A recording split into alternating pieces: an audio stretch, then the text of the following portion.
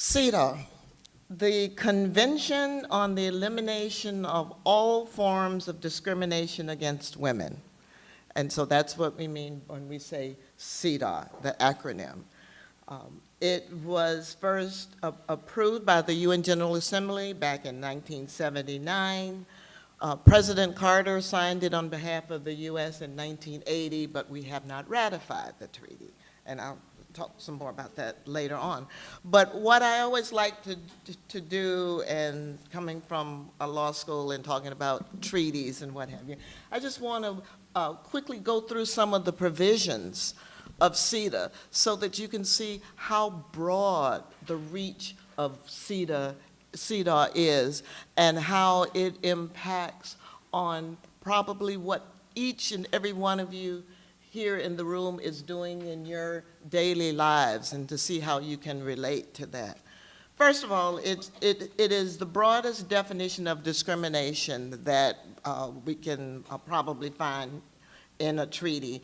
It says discrimination against women as any distinction, exclusion, or restriction made on the basis of sex which has the effect or purpose of impairing or nullifying the recognition, enjoyment, or exercise by women, irrespective of marital status, on the basis of equality between men and women, of human rights or fundamental freedom in the political,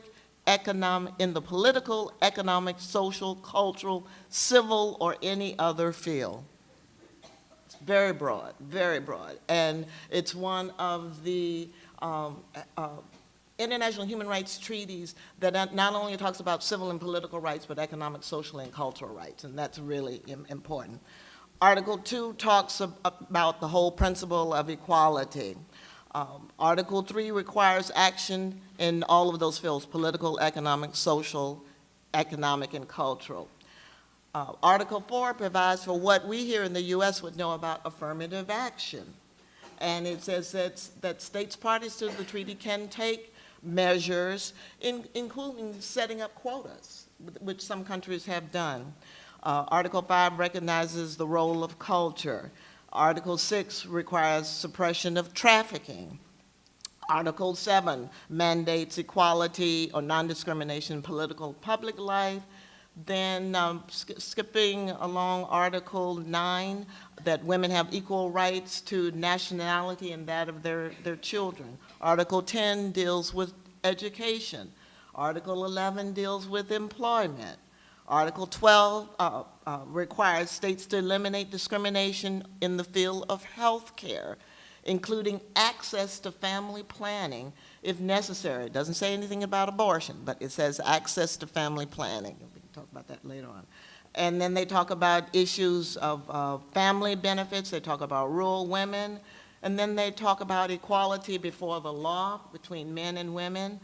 And Article 16 talks about ensuring equality in marriage and family relations. And that's a very important clause. So very quickly going through this, and this has been called the International Bill of Human Rights for Women and girls, when I say that, okay.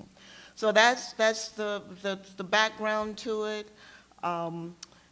In addition to the specific articles in the treaty, by the processes in international human rights law or international law, you don't get to say everything in the treaty. Things evolve. Things happen. So over the years, there have been a lot of discussions, just like we're doing here today, about violence against women.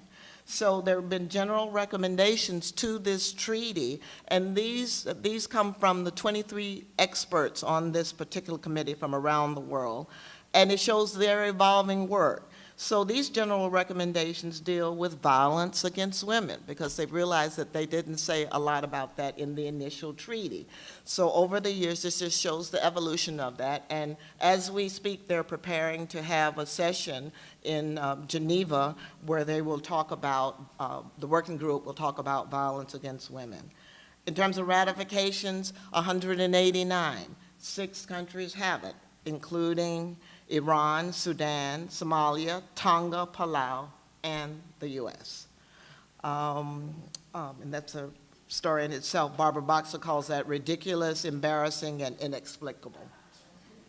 You know, Barbara Boxer. Anyway, some success stories. Countries have changed their constitutions to comply with provisions of CEDAW. Countries have people in those various countries have used the treaty and the treaty obligations of their countries to win court cases. The countries have reduced violence against women and girls based on the work implementing the treaty. We can talk about other examples. To just show you the relationship between the local and the international, and Emily, you were part of that delegation. Because the U.S. has not ratified the treaty, it does not get to participate fully in the committee, the CEDAW committee, that implements the provisions of the treaty. But last November 14th, Emily was part of a WIN delegation, and Sun Yun Sun also, and they actually went to the meeting of the CEDAW committee, and this was the first U.S. CEDAW report since the committee and the treaty was established, because we haven't ratified it, no U.S. representative, but it was civil society that was asked to come to that meeting and present the work that we had been doing here in the U.S. And the reception of the delegation was fabulous, and we can say some said that they wanted to do that back in their home countries, and they're asking my questions. Yeah, it's very, we were very happy about that.